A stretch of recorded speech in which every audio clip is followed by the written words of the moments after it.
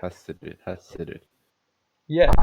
Grab side, grab side, grab side, grab side, grab side, grab side, grab side, and now. Grab side, grab side, grab side, grab side, grab side, grab side, grab side, and now. Hi there.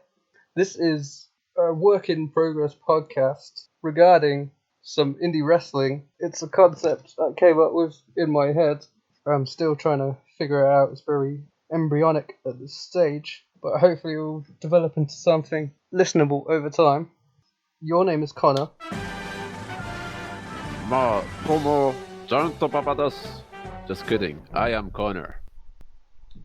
That's fucking awesome. My name is Eva. Where were you in '97? 1 year from being born. Oh,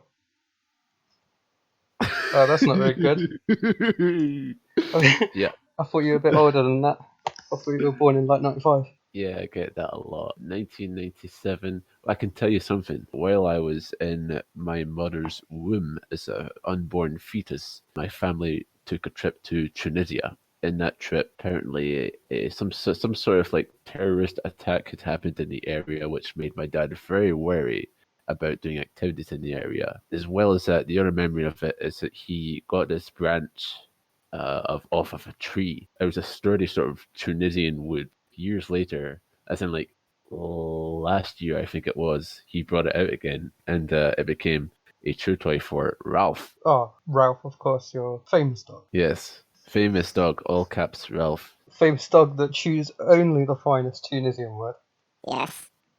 In '97, I myself was probably on the receiving end of somebody trying to give me a shoot pedigree on a playground, and then they kind of gave up, but they got me on my back, and then they spat directly into my nostrils, and I breathed it in and kind of choked.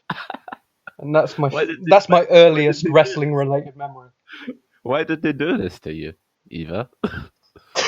Well, I'm assuming because it was banter. Oh. And yeah, that's my earliest wrestling related memory. Did I ever tell in the group DM about the sort of times I would try to do wrestling in my primary school playground? Did I ever tell that story? I think so, but you should go into it now. I think There were a couple of times where I tried to do it, but there was one where like a lot of people were actually cooperating. That wasn't my machinations as such. It was just like everyone on like the playground in lunchtime said they're gonna have a Royal Rumble, right? And so like the way our playground was sort of set up was that there was like this big football pitch with iron fence, and then next to that was like this little like triangular patio of like a grid of just like slabs, and that was a ring, and like there was like maybe 7 or 8 people who were just like doing vague sort of fake fighting, where it's like they don't want to go too far, but they've already gone past like this sort of legality as according to like the school officials. They would get in trouble for it, and me, I didn't want to get in trouble. So what I would do is I would like be a couple paces away from the triangle, and I'd go 3, 2, 1, and then I'd run into it. It's like, oh, here comes Scotty to Hawaii. And then I'd get in the ring by like jumping over as if there were ropes, and then because I didn't want to do any violence, I just jumped back out as if I'd been eliminated, and I'd go up, paces back up, 3, 2, 1. Oh my god, it's Headbanger Moss. So you were the Drew Carey, or Nunzio. I think Nunzio did that as well. There's a few who refuse to get in, and then they get battered. Well, and your battering was by the fucking high vis jacket people in my school, which was fucked up because as I've said, I didn't do any violence there. I just like about a lot, like did like a jump over like a step, and like here's what happens. Like there's this like big like burly lady with like grey hair who's quite stern. She seemed like one of those people who like cops they like are bullies when they're children. I think she had a similar sort of like destiny sort of path to it. And anyway, like she like she like does the index finger, come here, and then like what I did was I went up to her and said, "I'm sorry," and it's like, okay. So I got let off. So it's fine. Oh. Well, that's nice at least. Weren't punished for being a coward. Guess who is also not punished for being coward, but instead is punished for going and like trying to give it a all? The contestants in the IWA Mid-South King of the Death Matches 1997 tournament. Connor, that's far and away the greatest segue I've ever heard in my fucking life. Oh, Yes, that is the show that we're covering in this episode. Let me just first of all explain the kind of concept that I had in my head was that we'd do a timeline of shows from like the 2000s, not the 2010s, no, not those, the 2000s, that decade, starting from key companies in the American independent wrestling. I want to focus on IWA Mid-South, CZW, and Ring of Honor, because I've always wanted to like just clear all this shit, like just watch it all. And I need an excuse to really push it up my wrestling watching list.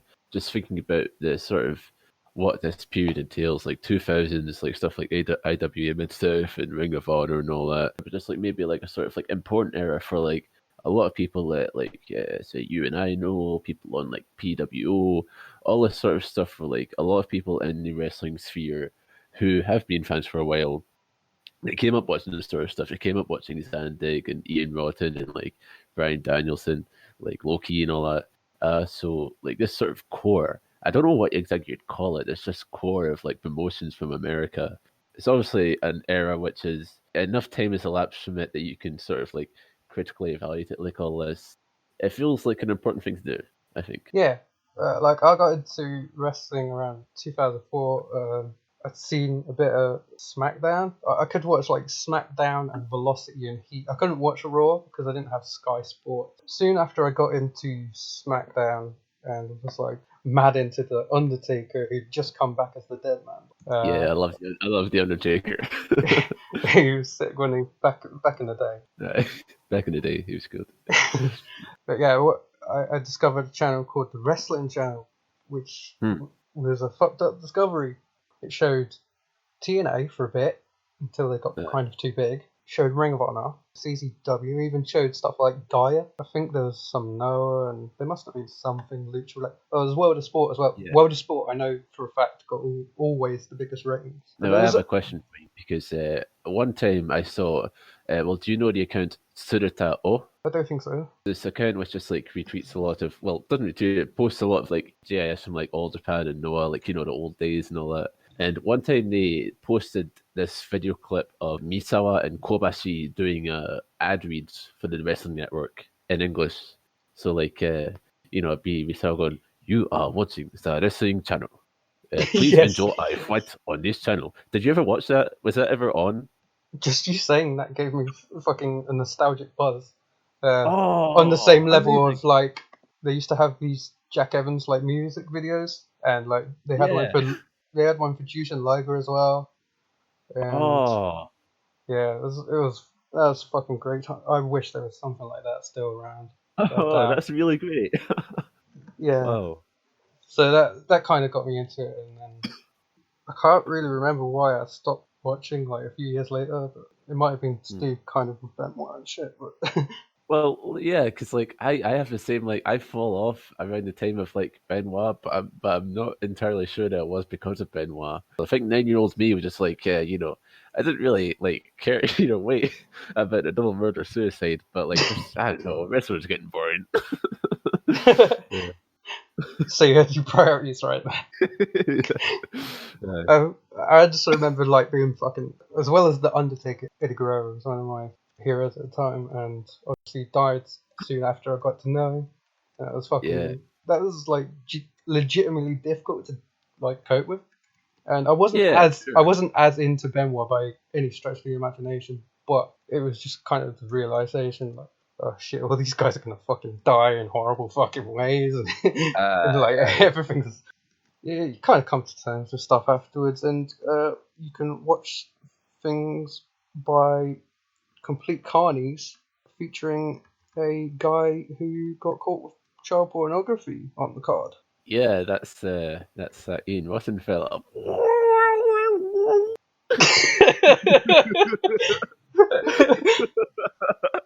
Okay, people aren't gonna get that. you suggested that we play a bit of Firestarter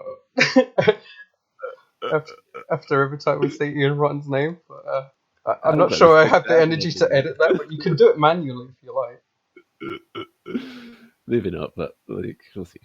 We'll see how I feel. So let's get started on the show. This is a one-night deathmatch tournament. What I want to do is give a quick little summary of all the competitors in this tournament. I'll start in alphabetical order. Axel Rotten. He had some dark matches on WWE Heat in 2005, teaming with Balls Mahoney, but he wasn't used for ECW One Night Stand or the ECW TV show, which I thought was interesting. He teamed with Balls, who was then known as Cojones, to face Team 3D, aka the Dudleys, at TNA Hardcore Justice 2010, which I feel that was some Balls' TNA name. Cojones, yes. Oh, you know something? TNA is still alive, but that TNA that was so shamelessly renamed someone, that TNA is gone. We don't have that anymore. Yeah, so I mean, I wasn't around watching wrestling in 2010, but I miss it all the same, you know. Yeah. I wish Hogan was still doing something in TNA. That should be happening. Yeah, that's right. Yeah. He should be too cancelled for WWE, but is not cancelled enough to still be like on TNA TV all the time. TNA's been cancelled so many times, it's just invulnerable now, and Twoken would be wise to jump on that train and try and get it just from exposure. It's Impact Wrestling now, actually, so. Oh, that's right. Yeah. The other week, I found out Axel Rotten was dead, so I thought that meant that Balls Mahoney was alive, because I only remembered one dying. But it turns out like their deaths were like 2 months apart. Yeah. And I'm not sure why it was so outside the realm of possibility to me that both weird motherfuckers are dead. Yeah. To me, Axel Rotten comes off as like the lesser of the Rotten brothers. Would you say this is a correct assumption? Yeah, I'd say so. Like, Balls had like more fundamental skills. Axel Rotten was very much more like a walk and brawl weapons guy, which is fine, but he was more limited. But Balls Mahoney could maybe have like a cool match on Bloodsport or something. Yeah, sure, definitely. Yeah. Masada type. Yeah, although Masada's match at Bloodsport was shit. I'll touch on Balls Mahoney next. He did some WWF jobs in 92 and 93 known as John Reckner. And that made me think, how many of these guys intended to be like regular fucking TV wrestlers and just kind of like spiraled and ended up in this position where they have to do a lot of hardcore stuff? Because it's a particularly formative time for American deathmatch wrestling. It's very embryonic.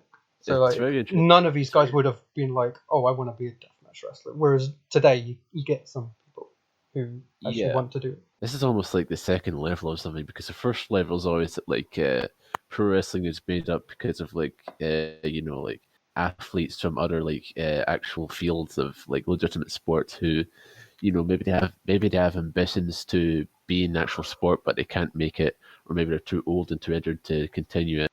So he said, I'm just going to do this fake carny bullshit to continue making money, and then then it goes on so long that like suddenly that it becomes in itself a desirable thing to be a pro wrestler, and then suddenly the second level it's like, oh, I can't make it on TV and be a regular pro wrestler, so I guess I'll just stab myself with a knife. Yeah, the wrestling business is like a fucking spiral of doom or some shit. Like, I'll touch on Bull Payne now. He's a scary biker-looking man. He is okay. Bull Payne, he started working in fucking 84, which he was in AWA as Rick Gantner and had some WWF appearances again as a jobber. He started working as Bull Payne in the mid-90s. He had some Big Japan appearances.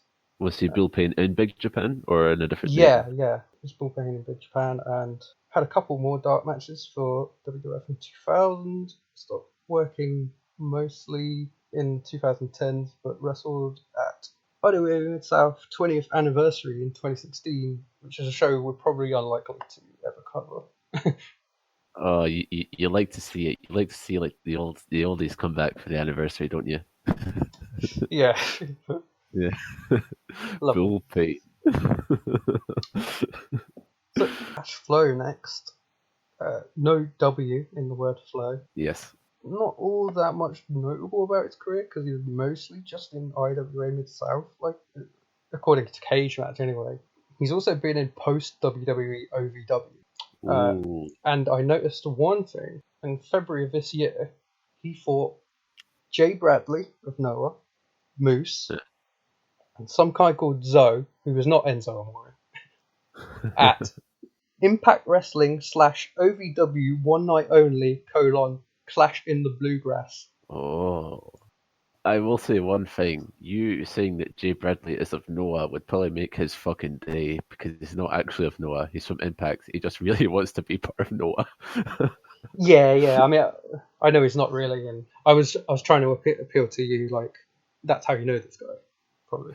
Like the fucking amount of times he just like posts, "Oh, I really love Japan. Sure would like to come back." Like, shut up, dude. Do you like him? Is he alright? He was okay. He was trying to be the upper echelon of like Foreigner, as in like there's your like Terry Gordy's and Stan Hansen, Steve Williams and all that, but he wasn't that because like he wasn't really a star. And there are a lot of foreigners who aren't stars, who like just throughout history have just like come and gone in like places like All Japan. Maybe they get popular, maybe people like them throughout their matches, they're good wrestlers, but like, you know, they just come and go, they have their wee go, like they like say goodbye, get a polite applause, and it seemed like he was trying to be more than that, and that makes it's frustrating because like, then he has these matches that are okay, and you sort of like him, but then he just goes like, "Oh, when we go back to Budokan, I wanna be there too, fuck you, shut up." Doug Gilbert. This was an eye-catching name. Absolutely. He's a Memphis guy. You know, he's definitely a Memphis guy. You could tell that without even looking it up, because like he just like has all the mannerisms and charisma of it. You know, like the main thing I know Doug Gilbert from is the promo where he like accused Jerry Lawler of raping a child. I love that promo. I love that promo too. He pushes his luck about fucking 8 times. And the interviewer is clearly losing his patience and he's thinking like, "Oh, should I just tell them to cut to a commercial?" Yeah. But he lets him off the hook and eventually drops that. It's fucking brilliant. It's one of my favourite promos. Yeah. Because Jerry Lawler definitely did do that. It isn't like the crux of the promo that like he does the line. It's just like he holds it together as well. It's like he proceeds that if like fucking like, you know, like saying like he's not going to come in and says like my name is Doug Gilbert and blah blah blah. He says, "You know my name is Doug Gilbert," and like it's fucking a great presence, you know, and that really comes across in this show too. Just like all the times he appears, which we'll get into. The only person in this tournament to be in a Royal Rumble match was the '96 one, the one everyone was in. Including me. You might not have seen me because I was only 2.5 years old. You did the Neil Masgross thing of jumping off the top rope. Yeah, it was off camera, unfortunately. 1996 Royal Rumble, the only appearance of Takao Omori. Get wild. Next, in our quick quarter, it's Ian fucking Rotten. Wanna go on, do it.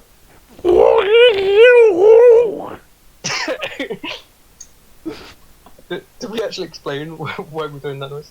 I think we did. Well, it was because like Eva has the idea of like the music, which you'll probably hear at the start of this, that is from like the year of the show. We're trying to make a time capsule, a peek into the era.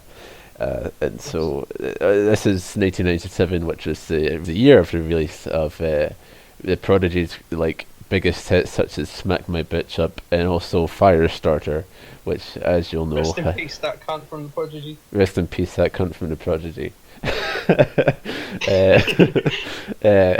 And as you'll know, Firestarter, like its main thing is, and like I had this idea where like I think it was after like Eve had brought up that Ian Rotten had been caught for child porn, that I thought, why don't we just like put like that like sound next to his name whenever like we see it, and you know, I don't know if it is a sustainable idea, but you know, we'll see. I think it would be easier if you do it manually. I'd be up for doing it manually. Yeah, that's fine. Some interesting stuff I found about Ian Rotten. He was in WXW. You may know them as VXV. He was in their 16 karat gold tournament in 2006, and I think that they should bring him back in 2020 to face Yuki Ishikawa. How do you see that much playing out? Maybe better in the 2000s, but I think there's a case to be made for it being better now. Old man Yuki Ishikawa, who like hasn't been like training for wrestling full time and is just like reverted back to like being a very small man, plus Ian Rotten, who can barely move his foot to do walking. Yeah, I think that could be quite interesting to watch. yeah, it'd be very interesting. Ian Rotten beat the shit out of a guy called Mike Levy. If you see a guy on Twitter called Mike Levy, it's a different one. Don't make the same mistake I did. What did you like at this guy on Twitter like, hey, how was it when Ian Rotten beat you up? She told him Ian should have hit him harder. Oh no! Alright, to be completely transparent, I did know that wasn't Mike Levy at the time. I was just trying to amuse myself. Okay, right, yeah, that makes sense. About Ian Rotten, he's the guy who is the head of IWA Mid-South, right? He's the heart of it, he's the creator of it. Yep. This wouldn't have been like his first rodeo, obviously, then. What was his background before he started this promotion? All I really know offhand right now is he was in ECW. He was obviously teaming with Axel Rotten. I believe they were like fucking like fake Brits. Oh. Like, that was their gimmick, like football hooligans or something. Oh. Yeah, and I can't really say that I've seen Ian and Axel tagging, but I have seen like a few of their matches against each other because they had quite a famous feud in like '95 ECW. They popularized the Type A deathmatch. Ah, yes. Glass. And then would we know why he broke off? Like why he left ECW to start his own thing? I've heard he got sacked by Paul Heyman and Cry. And that was basically it. That's integral to the story. That's all I really know. If he doesn't cry, there's no IWA Mid-South. Like, if he was alright with it, he wouldn't start his own sort of promotion in a similar image. IWA, like, is this related to the actual International Wrestling Association? Or are they just taking a name and, like, not giving a fuck about copyright? I've kind of wondered that myself, and I should have probably done the research for it. I'll try and look that up for next time. It's okay if all we do is ask questions with no answers. It's okay not to know everything. Welcome to WrestleSplania. Oh shit. Fucking hardcore call out on the first episode, shit. Madman Pondo, he's fucking Madman Pondo. He worked a match for K-Jojo in 2005, which I've written down for some reason. Oh, that's cool. Ox Harley, he worked at IWA Mid-South. Ox Harley. That's what I really got on him. There's Rolling Hard. Rolling Hard. He rolls pretty hard. He's memorable. He comes out with fake afro, and what's that fucking song? What is that? I believe it's like the theme of a TV show. That's what it sounds like. Yeah. It's like one of those things. It's sort of like I can't remember what the exact name of the phenomenon, but the most popular thing of it is like Booker T and Washington's Green Onions, where like it's a song where everyone would know the melody because it's like used in songs. It's like Green Onions, like, and like you could easily recognize it, but it's just like you can't remember the name of it, and that'll be one of those things. But yeah, Rolling Hard, he seems like really cool. Like the thing about him is that like he's got like the afro on, but then he takes it off to reveal a short haircut. So it's like he comes out and he looks like 2017 Muhammad Yone, but then he takes the afro off and he looks like 2014 Muhammad Yone. One thing I've written here is just Seth freaking Rollins versus Rolling freaking Hard. I think that was just me fantasy booking. He was once known as Tornado Taz. Tornado Taz. Yeah, and in 1996, Ohio Valley Wrestling, touching on that promotion again, he lost to Rick Rogers, you know, the weird old guy on Twitter. Yeah, sure. Rolling Hard. Rolling Hard. He's not rolling at all now, 'cause he's dead. Roll in peace. I thought that when I told you in the DMs that like those who roll hardest, roll shortest, I thought I was being insensitive there, but then you just pull out each He used to roll. It's to roll. Tragic story, really. Uh, I don't know how he died, didn't look it up, didn't do any research. But it's tragic, really, isn't it? It's tragic. rolling hard. Uh, R.I.P. It's cool. Yeah, it was cool. I like yeah. it. Next, got to touch on Tower of Doom. This is kind of a big one. Oh, yeah, because it's big. Well, that is a good pun, but he's also an enormous pedo. Really? Yes, he got caught for child porn in 2001. This is a little bit of research I did. And, yeah, he disappeared from the wrestling world. Cage Match has his Facebook profile for some reason. Oh. But I think it's his. I would assume, if it's up there, that it's his. Does it look like Clicked on it. his? He's got kids now, so I'm a bit worried. Oh, that's really fucked up. I feel like it's important to mention that he's pedo because I'm probably going to give him quite a lot of credit in this show. He entertained me quite a lot, to be honest. Yeah, I took some notes on his match, and now I'll feel. Yeah. Oh, okay, all right. Yeah. Jeez, oh. Yeah, he's a dirty fucking diddler. It's a nonce. A very interesting fact here. He works for the USWA, which I think is that Memphis. That was Jerry Lawler's promotion. He worked under the alias Macho Warrior Rick Hogan. Rick Hogan. Macho. What the fuck? Macho Warrior Macho Rick. Rick Hogan. The cocaine was not good that day. I'd actually say it was fucking very good. Perhaps you could. Perhaps you could. I could do an impression of Hogan. I can do an impression of Savage. Can do an impression of Flair. Can't do an impression of all four at the fucking same time. Yeah. That's impossible. But this guy managed it apparently. Finally, we have War Machine number 1 and 2. I don't really have any info on these guys because they don't even have cage match profiles. They just kind of look like buff wasps. Got nothing to say other than that. You don't have info on them because they're masked. You don't know their real names. They're not public information. And I'll say something. I don't think that these are two different people. I think there's one War Machine. And that, like, after War Machine 1 loses, he shaves his chest, and that's why War Machine 2 has a clean-shaven chest. He's just trying to deceive us. He's the same War Machine. It's very possible. Do you prefer these guys to the modern War Machine? Who's the War? Oh, yeah, the War Machine. Okay, yeah. Yeah. Yeah, they're known as the War Raiders, which sound like fucking 10p crisps. Can you go to shops, get me some War Raiders? Yeah, that's right. This, yeah. That, like... Oh, man. I was about to say something about Raymond Rowe, but fuck it, yeah. Let's talk about Chris, man. The hell yeah. Yeah. Fucking 10p crisps. Remember when those were a thing? I used to get a daily bag of Tommy tomatoes at school. Oh, wow. Trying to think of what my crisps were. You know, I was thinking recently. I was really enamored with the Sensations. You remember those? Oh, they're kind of like the upper class crisps, right? Yeah, they had fancier packaging. It was like Thai sweet chili and whatnot. You know. Yes. Yeah, like they never came in like the normal bags. They always came in like big family size bags. So I would just like eat the shit out of them and feel like a fucking piece of shit afterwards. Yeah. Yeah. We've all done that, hopefully. Otherwise, where the fuck are you listening to this? Yeah, totally. If you've not made yourself sick by eating too many crisps in one sitting, then what are you doing here, man? You must relate to us. And then we can actually touch on the actual show. It begins with "Show must go on."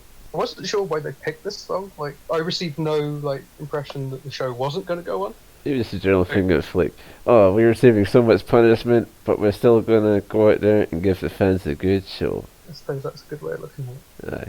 Flash Flanagan, tell me about him. Pardon? Flash Flanagan. Flash Flanagan. Who is he? I don't know. I know the name. And I know the name too, because he comes out and guess what? He is injured. Oh no. He's got something where he cannot walk. He's coming to the ring with crutches. And so like the announcer like goes, Flash Flanagan, he cannot compete, so instead of wrestling he's going to come out and address you now and then he comes over, and because of the audio quality of the show, which is we might have remarked shit, he picks the mic and goes, "Show your move." It dawned on me when I watched this just how many fucking inaudible promos there's gonna be if we like do this fucking timeline. I remember watching 2002 Ring of Honor. Prince Nana is a particularly inaudible fucking guy who speaks for ages. Not a fucking clue what this guy says. Yeah. I didn't even write his name. That's why I was like, Lash Flanagan, what are you talking about? It's weird because like during like all the promos and like whatnot of this show, the actual crowd is there. They seem to react as if they can understand it. So I'm not sure if it's just like the recording equipment is unable to pick it up, but it's a bit of a bummer. It doesn't really get much better for a long time, to be honest. I hope that's okay. Yeah, they kick off with the heart and soul of IWA Mid-South. In fact, they kick off with Ian Rotten versus Cashflow. Ian Rotten. Do it. I'm really glad you just pick up on whenever I nervously laugh, trying not to do it. This is sort of like quite a simple match because I think it's just like a showcase match for Ian Rotten because he is the star here. Cashflow doesn't really do much. He does some stuff, but it's like obviously meant to be like Ian's match. As in like one of the first notes I took on this show was that no bell was rung for the match. However, this got disproven later on because it turns out that the bell is not actually a bell. They didn't get anything that has actual resonance to it, you know. So like, instead of something that like is a bell and just rings, they just do that to like they just do it to a piece of metal that's nearby, and then that signifies the start of this wrestling match. That happens here at some point. It gets lost in the wall of noise that is this show, and as well as that, there's this guy in the crowd who like, this is a sort of like, it's not a formal fans bring weapons show, but if the fan hands out weapons to someone, they're not going to refuse it. And there's this guy who has a green sheet of metal, and he hands it to Ian Rotten. Ian Rotten takes it, and he whacks a casual fit. He gives it back, and the guy's like, yeah, he's jazzed about it. And then Bill Payne versus Rolling Hard. See this guy again, and he tries handing the fight again. He's like, and I'm just thinking, man, this guy's gonna try and milk this shit. He thinks he's fucking cool doing this. Gonna go back home and be like, hey, guess what, I participated in the IWA Mid-South King of the Deathmatches tournament 1997. And I just like started getting sick of this guy. Like there's one point in the show where like he's rebuffed, like he tries like sticking it out and like the person like doesn't like go for it. And it's like, oh, okay. And that's the attitude we should have towards these fucks, you know. Just like fuck them, you know. As far as like the rest of this match goes, Cashflow does do one thing where he takes a bouquet of light tubes and he smashes them over Ian. And then like the way he throws the remains away, it's like does it and like he's really hyped up off it. You know, as if like you just like stab someone and you just saw the life drain from their eyes. It's sort of like you just get the rush, you know. And so you just throw it away. And I thought that was pretty cool. I've never done that, but yeah, I can imagine. Yeah, me neither. Oh, good. Anyway, Cashflow not particularly notable in this match. His breakthrough is still to come in TNA in 2020. Yes, that's right. His offense gets cut off because Ian decides to indulge in CBT, which is cock bat torture. Yeah,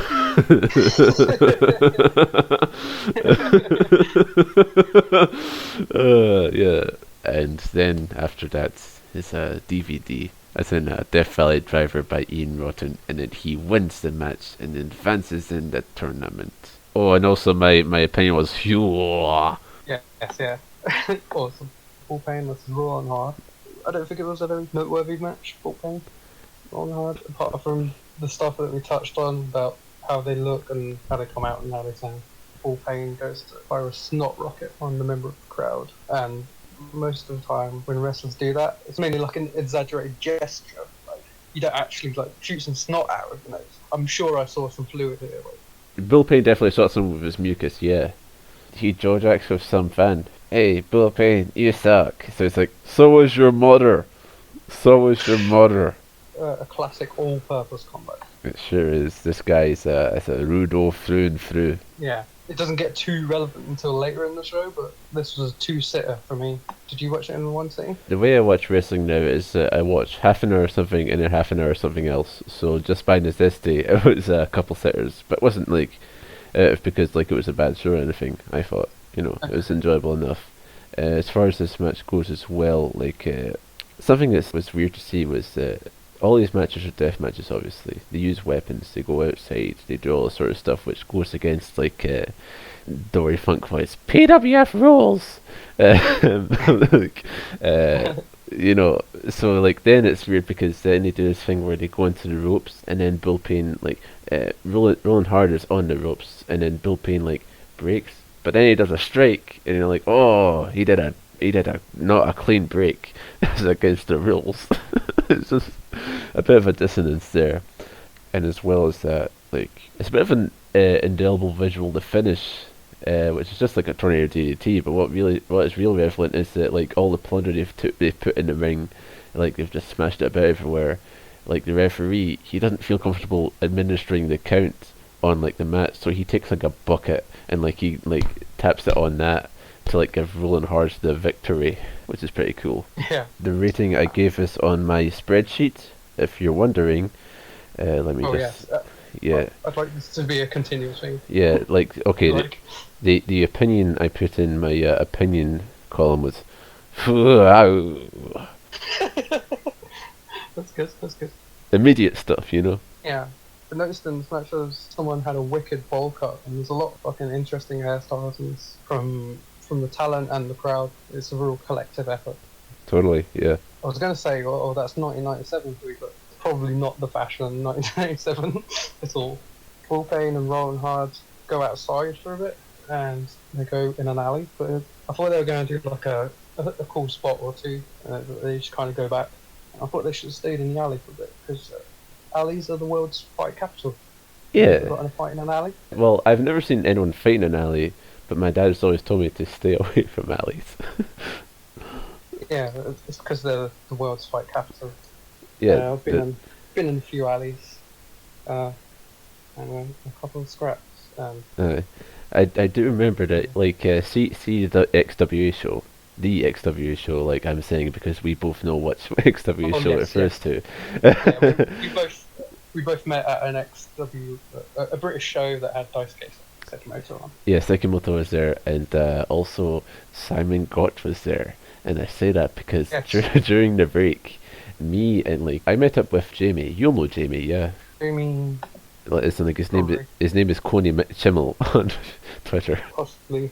I lose track of what's going on. I met with him anyway because I knew him before. Like I went to the show and like he was with some of his pals, and then Simon Gotch comes out. He like started like he started doing some of his sort of like content that I expect I would find if I were to click on the Simon Gotch Berries Edgewam or video link. Have you ever clicked on that? No. But like the thumbnail is him like looking very like sort of amused, like having a sort of grin as he puts his hand up as if to sort of emphasize a point he's making, and that's sort of what he was doing there. And I was told that like a seminar he did like during that time for XWA would have involved similar amounts of just like shitting on WWE. But yeah, we were told that by me because I was at that seminar. Fuck, that's right. Yeah, he basically like he was doing a seminar that was kind of basic, and he was giving like information about like WWE, and then it kind of descended into a shoot, like a shoot interview. Hell right? yeah! He talked shit on Kevin Owens for some reason. Said he was lazy. He mentioned Enzo, obviously. And I remember actually having to stay at someone's house because yeah, that's right. Long, I missed my last train. Oh, that's terrible. Oh man. But yeah, so that happened in an alleyway. So on that day, the alleys were the shoot interviews capital of the world.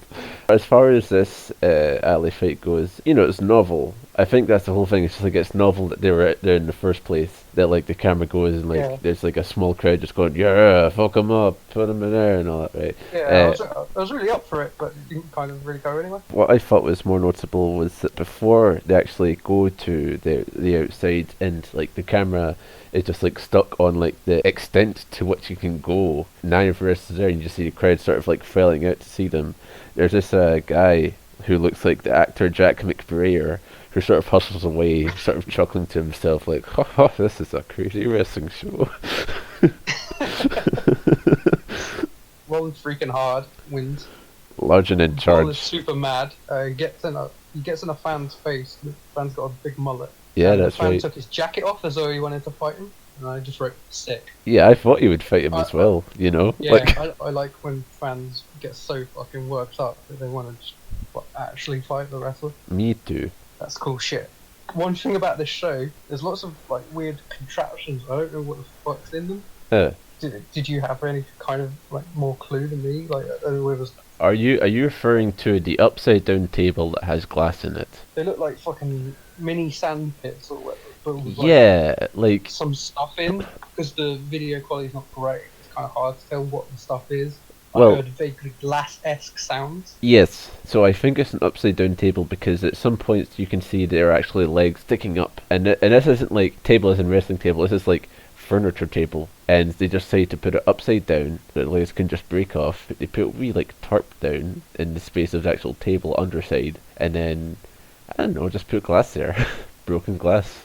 Next one was Balls Mahoney versus War Machine number 1.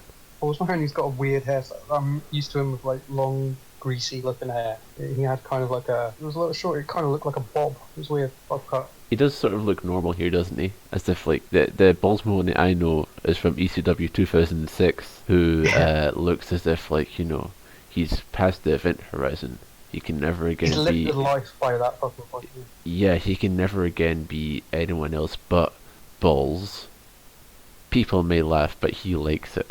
But I'm sure, like I've watched a fair bit of early-ish ECW, like from '95 and stuff. And I can't recall him having like a bob cut. It was very strange to me. I see, yeah. Maybe it's just a wee affection he tried. Affectation matter. War Machine number 1 rakes at Balls Mahoney's eyes, and Balls has a scream that NXT's Bugenhagen would be proud of. I don't know why I made that reference. You're indulging that. I don't suppose you've seen Bugenhagen.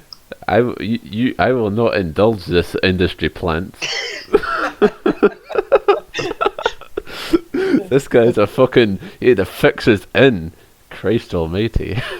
As far as War Machine 1 goes, it was a roller coaster of emotions seeing War Machine number 1 come out because it's funny because like his theme starts and then like this sort of like appeals to the sort of like sports. This is real sports sort of thing of like having corner guys come out first before the actual guys, you know, which is good. It makes everything feel a bit more legitimate, and like his like corner guy comes out, and I thought the corner guy was War Machine number 1.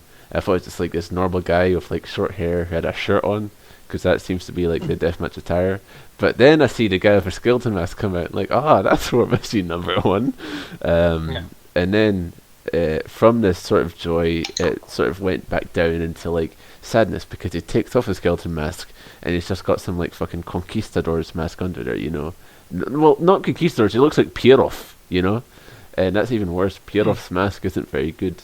He's definitely better unmasked as Bestia del Ring. As far as the actual match goes, this arena, which is like an armory, a National Guard armory, it's like made of brick. So the walls are brick. They go over to the brick walls and they will like do bumps into them.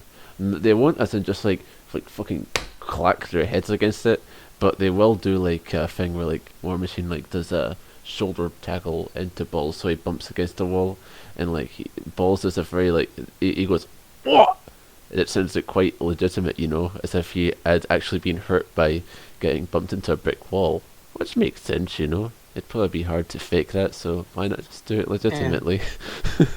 Why not just like throw yourself into a brick wall? Balls, he just sort of wins, you know. He just like does a driver and then wins, you know. Feelable. That's my opinion. The next match is War Machine 2 versus Axel Rotten, who gets no IWA, instead just like sadness because he's a sad guy. Yeah. Like he comes out and like he whispers to the ref something, and then he gets the megaphone, and then he says, "I was just through. Nobody should come back with the Making successor." this out. I couldn't. Could you not make it out? Could you? Because I guess I did, because I wrote that he yells at the stagehands to keep all the debris from the last match in the ring, because it's a fucking deathmatch show. I wondered that for a while, like a deathmatch show, why do they always cleaning up process from the last deathmatch? Because they're fucking professionals.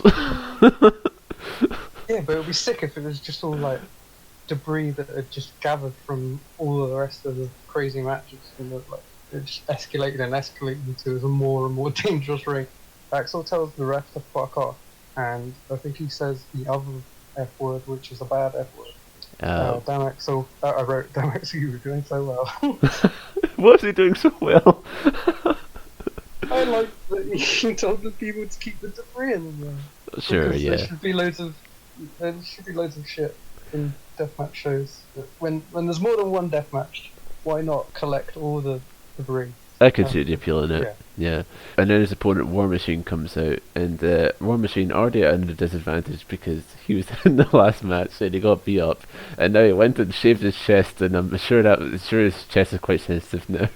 So it's just like bad sort of like matchup for him. You know, this isn't a really like notable match because it's sort of, as you say, Axel Rotten is the more limited of the the Ian Rotten brothers. The Rotten brothers. The Rotten brothers. They get no one will.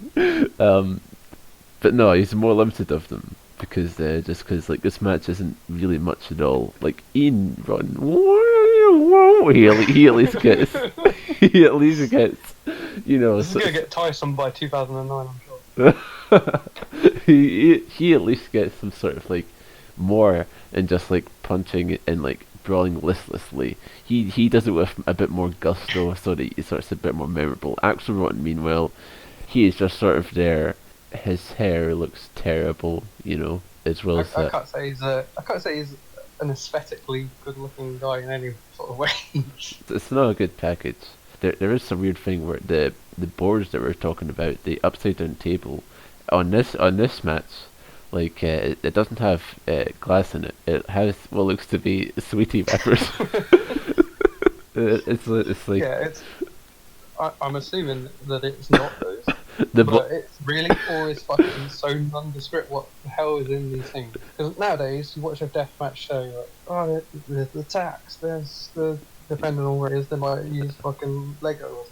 You always know what's being used. yeah. But I have no idea what was being used. Meanwhile, this time it's like could have done with commentary. the boys just like nipped into a wee quality street and then just dripped up the contents on the table. Oh man, we're gonna make this. He's left all the topics because he doesn't like them. We're gonna make this UK centric, so we are. Oh, He all man. the stickers for his dad. What's the stuff you leave in the quality street? Quality Street is different from Celebrations, right? Yeah. Yeah, celebrations is like all the Celebrations brands. is Cadbury. No, like- celebrations is like all the brands, you know. Quality Street is like the originals Yeah. from Cadbury. Anyone's with nuts, I don't really want nuts and chocolate. Aye. What I hate is like, If your teeth aren't fucked up, then why are you listening to this? well, my teeth are fucked up. I've like had like 2 teeth pulled out, so it's fine. I qualify for this podcast. No, I haven't had teeth pulled out. I've just got a lot of fillings, which have kind of, a couple of them have like fallen out, Aye, loosened up and fallen out, and I haven't gotten replaced yet because my life is broken. sure, yeah. I'll get it all fixed. It's fine. I will tell you. I tell you a story about like it's really fucked up. Like the history of my dental care. Not because of like the actual dental care people themselves. They were fine. It's just me.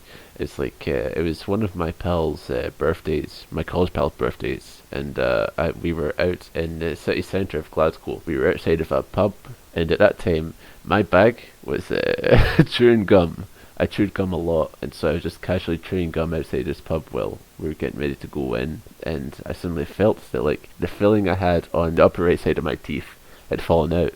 It had been like dislodged by the gum, so I had it in my hand, and I thought, Yeah, oh, I was eating a sandwich with my. oh yeah. Like, wait, so you didn't swallow it, did you? Nah, in fact, it was just a filling, not a piece of tooth. Yeah, right. It just I don't know whether they did it properly or whatever. It just kind of came out with the sandwich. Yeah. So I put it in the bin, and it went clack. Like, well, you know what? My first instinct was that, like, oh shit, I better keep this so they can put it back in. So I put it in my pocket. So I put it in my pocket, and like, I lost it, and it was like, oh no, what am I gonna do now? So like, I went to I think they probably just used like new ones.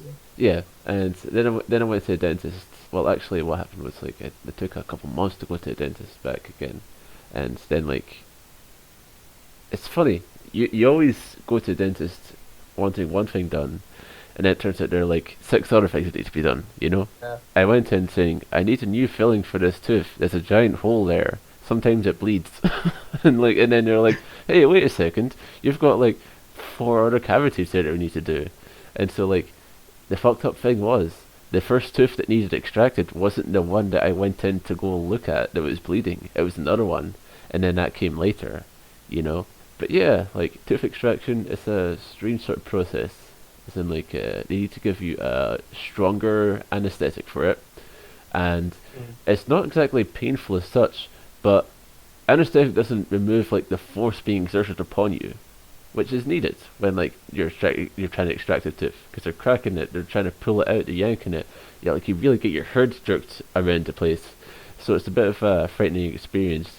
And then afterwards, it's just like, it's just quite ugly, you know, because like there's what usually happens is like there's like a build-up of sort of like, I can't remember exactly what it is. Maybe it's like, maybe it's a bit of like blood or just like something that congeals, and then like you know, it's there and it stinks, and like you need to be happy that it's there, because if it's not there, that means that you're fucked up and you need to go back to the dentist again. So you have to be happy with your cloud of pus or whatever it is. But you know, Yeah. it works out well.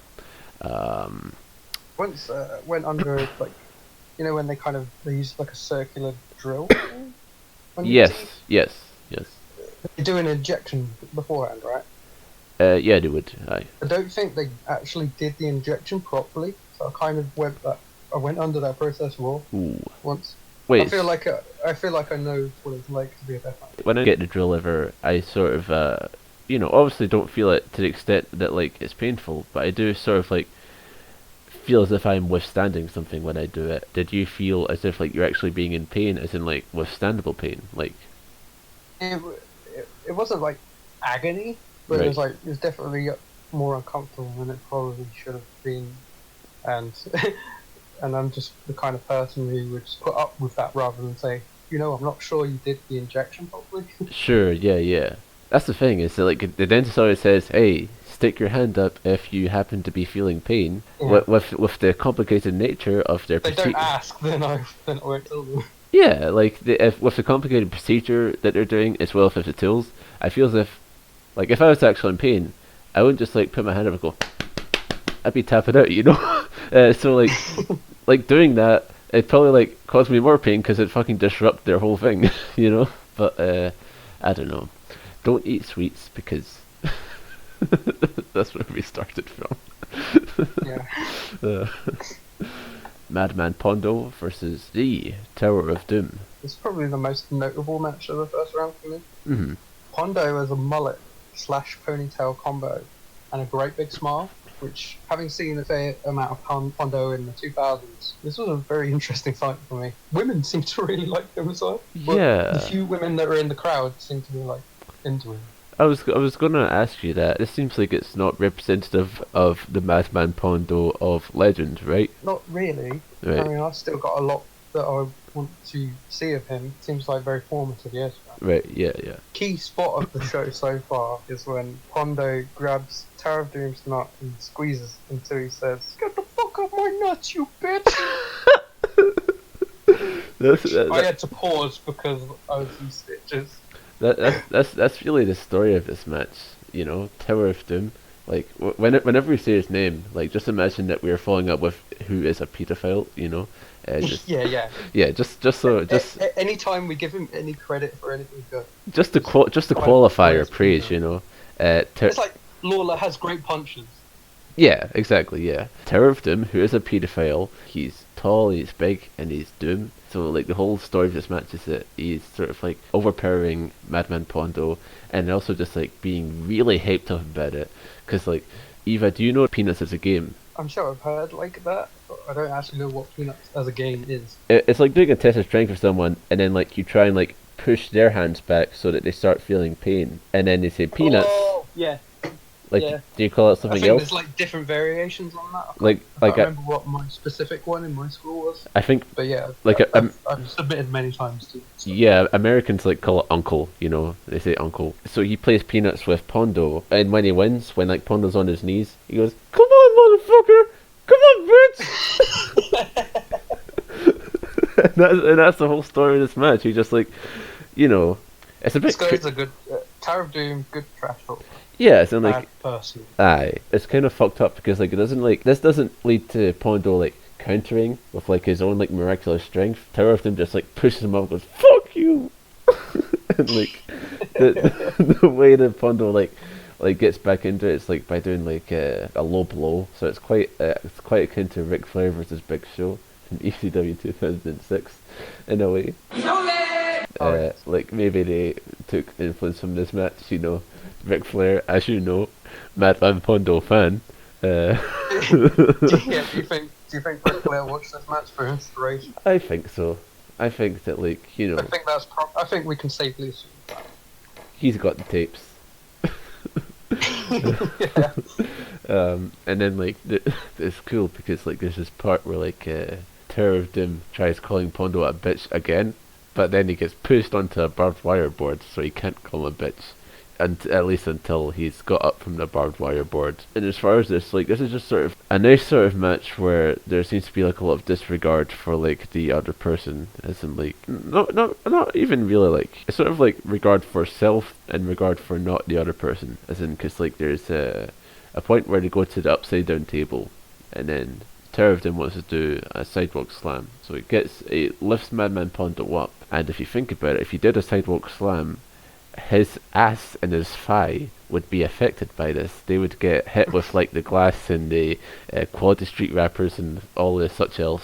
So he doesn't want that. So he just sort of drops Madman Pondo like a bin bag, and then has him like just like land on like the edge of the table, probably fuck up his spine and whatnot. And it's kind of, you know, yeah, it's pretty cool. And like this whole time he's chewing bubblegum. He's chewing bubblegum as he goes up to the top rope to do a missile drop kick, which is pretty cool too.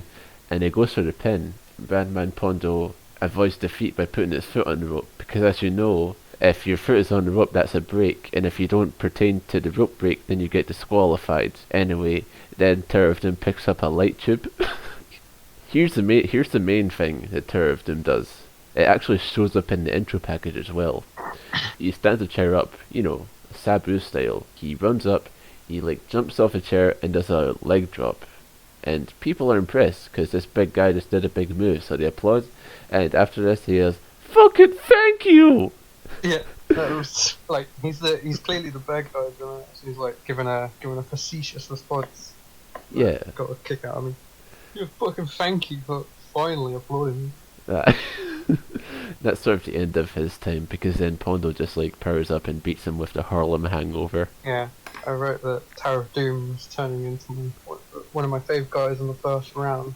And then, although that was before I found out that he's been caught with child pornography in 2002. yeah, so my opinion of Madman Pondo versus Terror of Doom, who is a paedophile, is thooooo with an exclamation mark. That is also very apt. Not to spoil anything, but will there be anything with coherent reactions on this show? There's never anything of coherent reactions. Okay, that's fine. Yeah. I'm not trying to tell you that you should do it in a different way. I like what you're doing. So I'm just wondering if there's anything that you thought you'd write some actual words for. There are some exceptions, because like there was this one time where like It was like it's like some All Japan tag team in like 1992. They had this gimmick where they're trying to be Native American, right? New Year Giant Series 1992. The Youngbloods. You ever heard of them? Who's in that? Chris Youngblood and Mark Youngblood. Yeah. I've watched Starcade '83. I've seen both of them in. So I saw them wrestle in All Japan. They were doing sort of like Native American mannerisms, like that was their thing. They were doing like a lot of like, sort of dancing in that line and like rough and stuff like that. And I was a bit uncomfortable by it because I wasn't sure if they were Native American. So I looked it up, and there didn't seem to be any evidence which pointed to them, or even Jay Youngblood being actual Native American. So with that in mind, the opinion I wrote down for this match was racist. So yeah, sometimes it could be coherent when I feel like it's socially necessary. Ox Harley versus Doug Gilbert. Doug Gilbert comes out to Regal rock you. He does. Doug Gilbert, another greasy-looking guy that the few women in the crowd seem to be really into. I can really imagine him as someone who picks up chicks, Oh yeah, he definitely fucked after the show. Totally. Probably fucked 2 people after the show, maybe even 3. Well, as we'll get to, he fucks up multiple people in this tournament even. Yeah, his opponent is Ox Harley, and the thing about Ox is he is a sponge. Sponge. Yes, a sponge for offense. Yeah. That is never squeezed, only absorbs. And this is the point in the video where I felt way too high, and I started getting cold sweats, and I had to go to sleep. We probably watched the show on a very different stuff. Yeah, I watched it while I was sitting with my dad while he was watching Wheeler Dealers. Wait, is Wheeler Dealers like one of those BBC One shows that are like on in the weekdays? Yeah, during daytime TV, I remember every time I would Skype off school, pretend to be sick, I would go to my grandma's house and we'd have to watch Bargain Hunt and Cash in the Attic, and I would regret, I would want to be at double maths. Yeah. Every time I saw fucking David Dickens. Hey man, I love Bargain Hunt. It's great. But I just can't be doing with it, man. Why are they hunting for all these bargains when you gotta love a good bargain, You could watch this show instead. Hey, look, I've been working in retail for a bit now. I know how people can be driven by price instead of the actual product. Let's just say that. Okay. But yeah, so. How about you, Spoon Orange? I've only worked in pubs. Wow. I once tried applying for a job at a pub because it seemed quite romantic to me, but I failed. Oh. I wasn't strong enough for the pub. Meanwhile, you were. Just about. You lived. It was very rough going in the first few days. I didn't know how to pull a pint. Oh. I literally handed a guy with a pint glass with half foam in it. No. There you go, mate. There you go. And he was like, no, you're gonna need to top that up, mate. Glad I'm not doing that shit. No, wait a second. That's just a matter of tilting the glass as you pour it, right? Yeah. I learned that soon afterwards, but yeah. Right, okay. I'm trying to seg back into Ox Harley versus Doug Gilbert here, so I guess I'll just let that serve as a segue. Did you have any thoughts on this match? There's a sick light tube shot. Mm. I think I was feeling very tired at the point, and then I started getting a headache and sweats and stuff, so I went to sleep. Sure, yeah, that's understandable. Doug Gilbert does a very safe pile driver. It's sort of just the person who's taking the pile driver just very safely sort of slides down the pile driver's thighs, and I think he didn't mean to do it like that.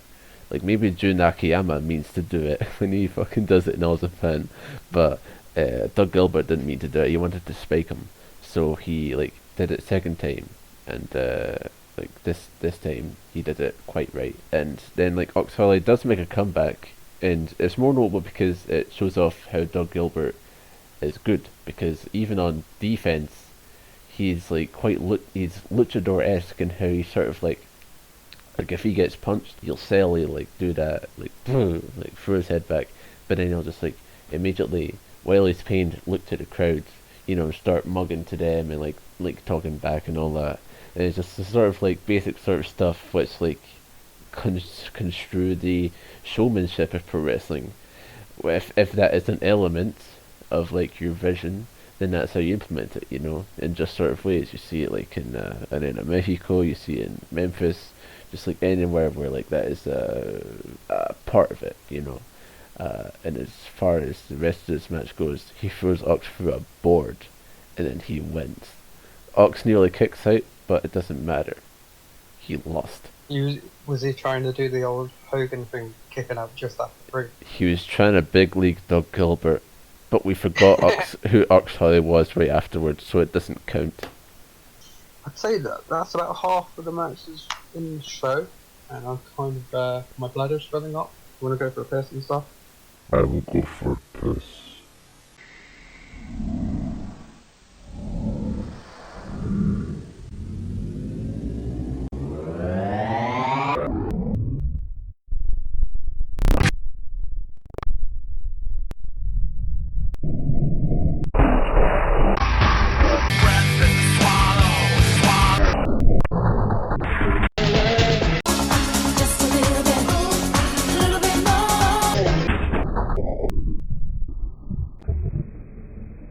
Have paralysed the heart of Britain's motorway network, and the world's biggest fraudster, the man convicted of filching $750 million. We're both back from pisses. Did you enjoy yours? I didn't actually piss because I pissed before the show, but I got 3 bananas, which I'm eating right now. Fucking 3? What? You mental? That'll give you a Good. tummy ache. Will it? I'll give you a tummy ache, 3 bananas. And I'll feel like a deathmatch wrestler. Yeah. Anyone who's experienced physical pain, then you kind of know what it's like, you know? You know what it's like to be... I'll tell you something. Okay, when I started like doing like working out, like it's both just like, you know, just doing squats at home and also being at the gym and all that, I would feel like just like I'd be in agony like the next day. Not like hard to walk, but you know what I mean. It's like I was capable of walking, like unpleasant to do it, you know. And like I would just sort of think like, you know, if I stood up straight and just like access everything was normal, I'd be like, man, this is how Kobashi feels. Desperately trying to relate to the wrestlers we see by the not all that impressive things we can do. But I'm quite flexible. I thought, oh, Jack Evans is flexible as well. Maybe I could wrestle. Nah, don't bother. know, don't bother, mate. Don't bother. You know who else is flexible? One-time Diva superstar Melina. Oh yes. Very famous entrance. That sent Taz wild. Yeah. Oh, cool. Fuck. He wouldn't actually swear, but that was the gist of it. He was going mad. But when Taz did that, I didn't mind it as much as when Lawler does that, because you know that Lawler's a fucking, like, Lawler will actually fuck a 13-year-old. Yeah. And Taz I think is a decent guy all around. Taz is just trying to get him a humble nut, you know. Taz just wants credit for inventing things. Not for nothing, goal. Oh, about the cob.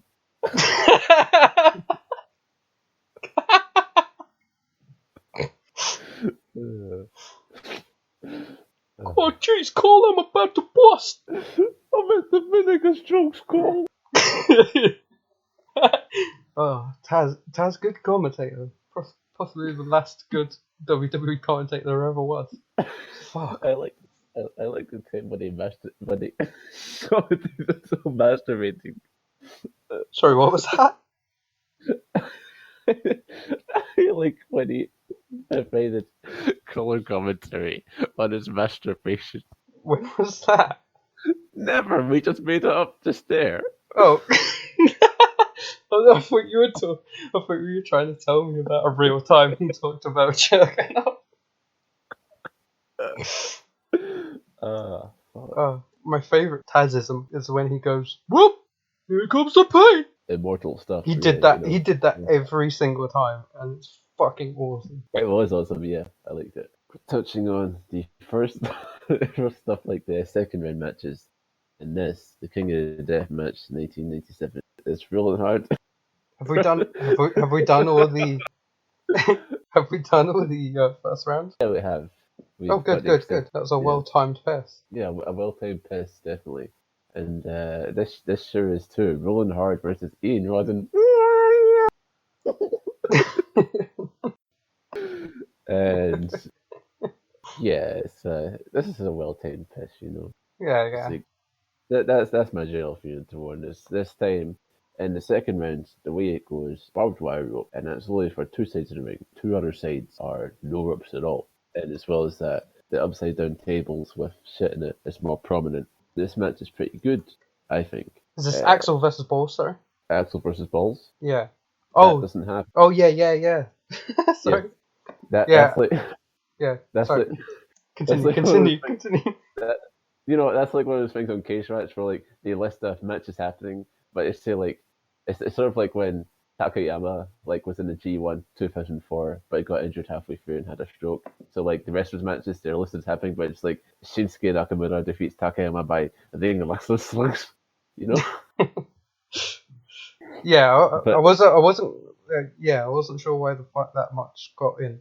Just to clarify, Bulls forfeits because he refuses to face his tag partner Axel. And I thought that was is that what? fucking, yeah, yeah. Did you not? Could you really not make out any of this I promo? couldn't make it out.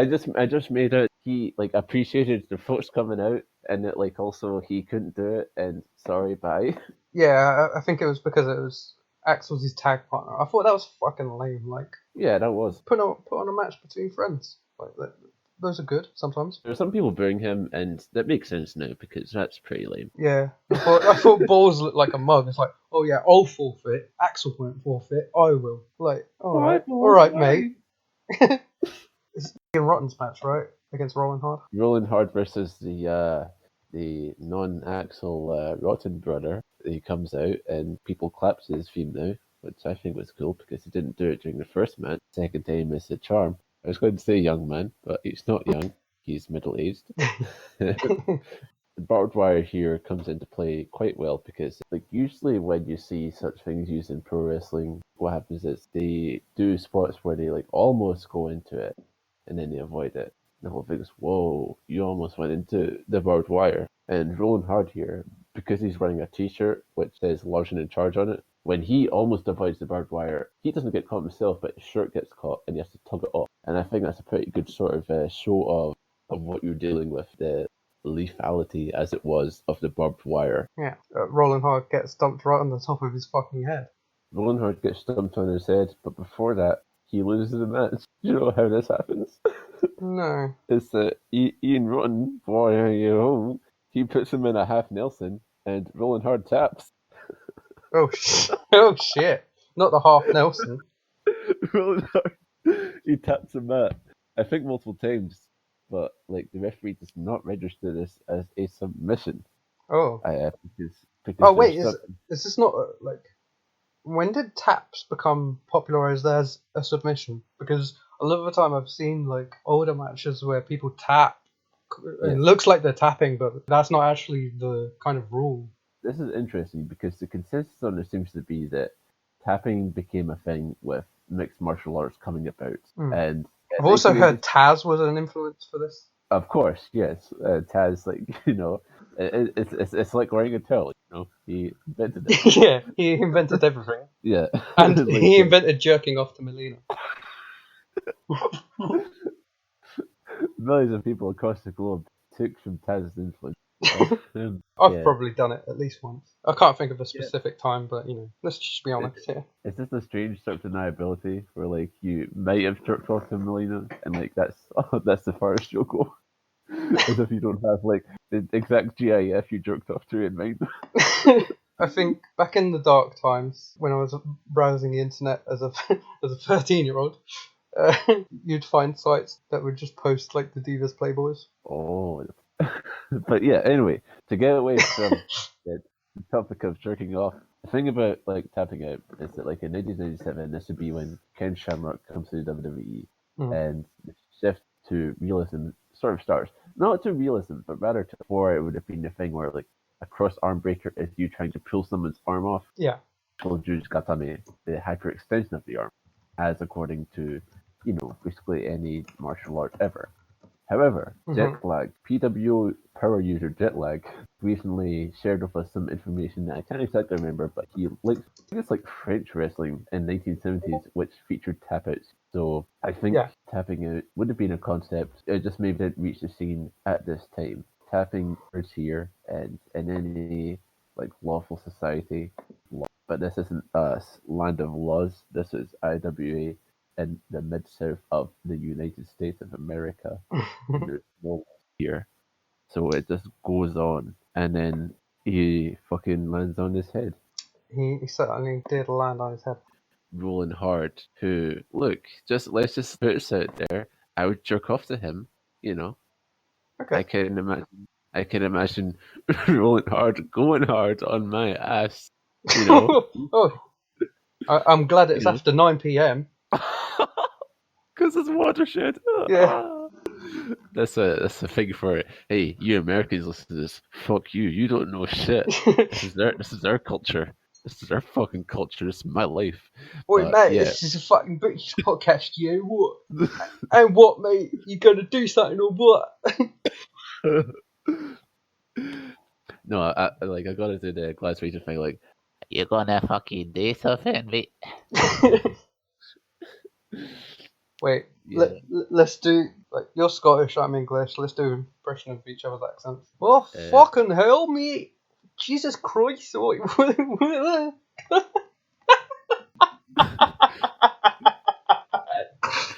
That was worse than I was anticipating. Go on, you try. I'm glad you amuse yourself with that. Right, okay, here's my British accent. Excuse me, mate, where's the fucking kit at? I'd like some ketamine, please. Ketamine? Yeah, ketamine. I'd like to snort some of it, you know, and then I'd like to pay money for my prescription, which is unlike here in Scotland, where we don't have to pay for them. Fucking hell, mate, you want some cat? No, it's like, yeah, oh, fucking, alright, mate, you want some snout? Yeah. How do you mean a cat was such a thing here, specifically?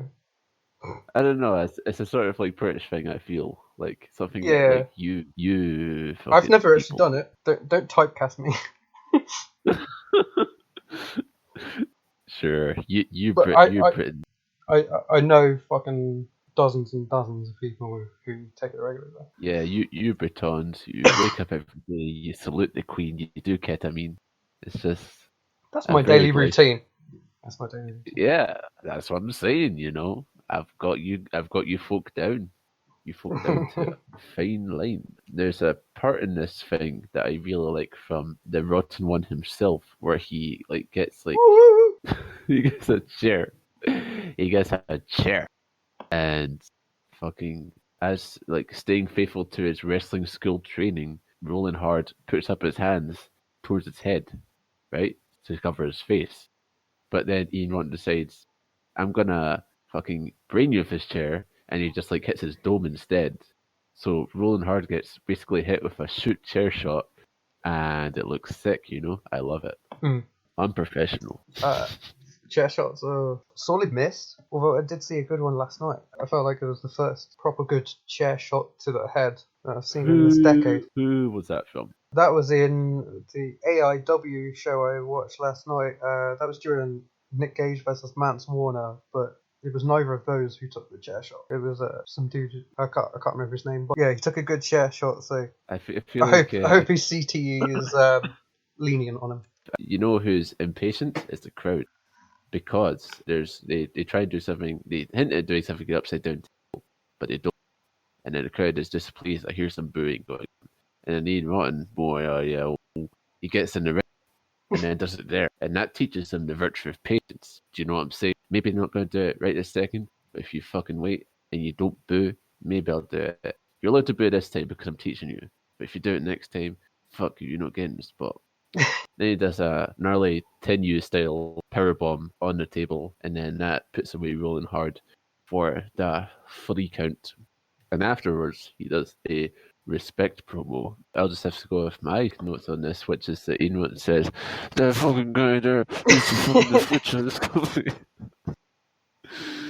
Yeah, And that was basically it. It was another fucking inaudible ass promo, just not come across in tape form. he was trying to be Tommy Dreamer, which is Yeah. disgusting. I'm just like thankful that Tommy Dreamer was at this time in Japan losing to Taue Akira, because if not, he would have been able to get his hands on Mr. Ian Rotten here, boy, and he would have with him. You know what I'm saying? He- yeah, I think he definitely would have. I'm just gonna look up right now if Ian Rotten has actually ever faced Tommy Dreamer because And while you do that, you go to cage match. You ask Mr. Stricker for a little sample of his please, goodness. Mr. Strigger, can you give me some stats? Mr. Stricker, I would like to give a cage match rating to Ryota Hama.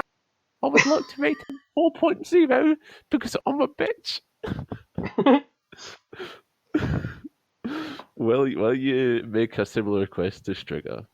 I will just say that this is the point where Balls Mahoney comes out. I thought he was going to do an entrance to a match, and instead he's pulling out because Yeah.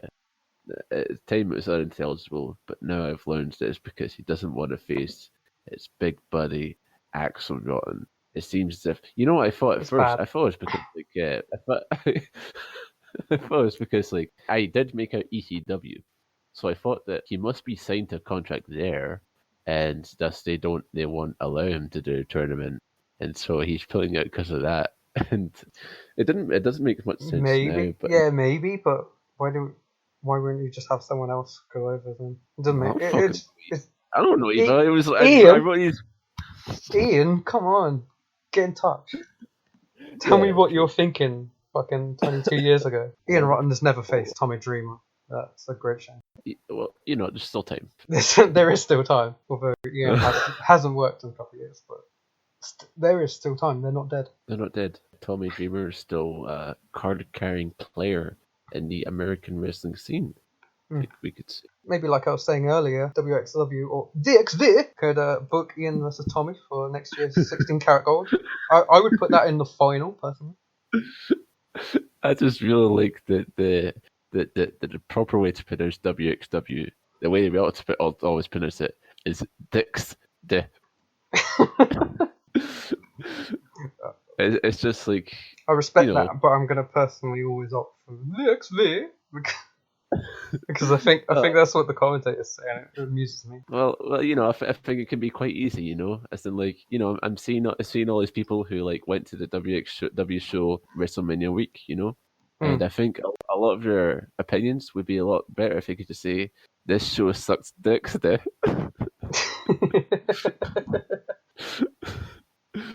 But anyway, we won't linger on our German friends too long.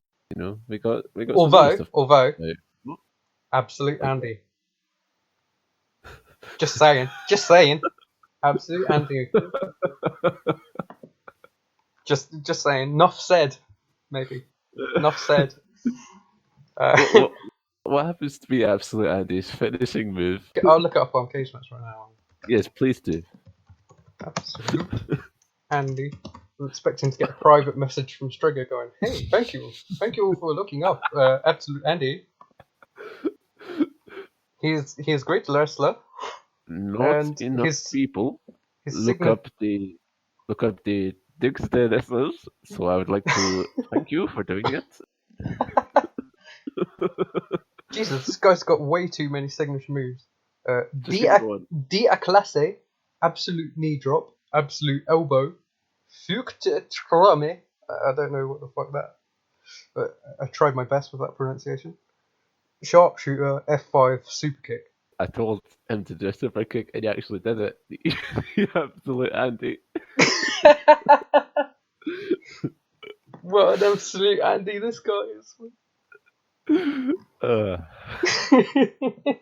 The funniest fucking name ever. He isn't even that bad. He isn't even that bad. I would not know. I would not know. Yeah, you usually use your time a lot better than I do. I watch sometimes VXV, and I see wrestlers such as Bad Bones and Bad Bones. But you also sometimes see Yuki Ishikawa, so yes, you know. very much worth pirating. or by going on the Dixie, the official service of Dixie. Oh, Now, Eva, yeah. if you were to give an alliterative nickname to Doug Gilbert, as in either D or G, what would you choose? I say greasy fuck. No, as in like absolute Andy, and then for Doug Gilbert. Oh, okay. Greasy Gilbert then. Greasy Gilbert. Greasy Gilbert. So Greasy Gilbert, he takes on in the second round Madman Pondo, and if I were to go for if I were to go for an alliterative nickname for Pondo, I'd say pensive Pondo because he makes you think. He often does. He often does. Flash Flanagan. Do you know how he comes into this match? Some kind of interference, I guess.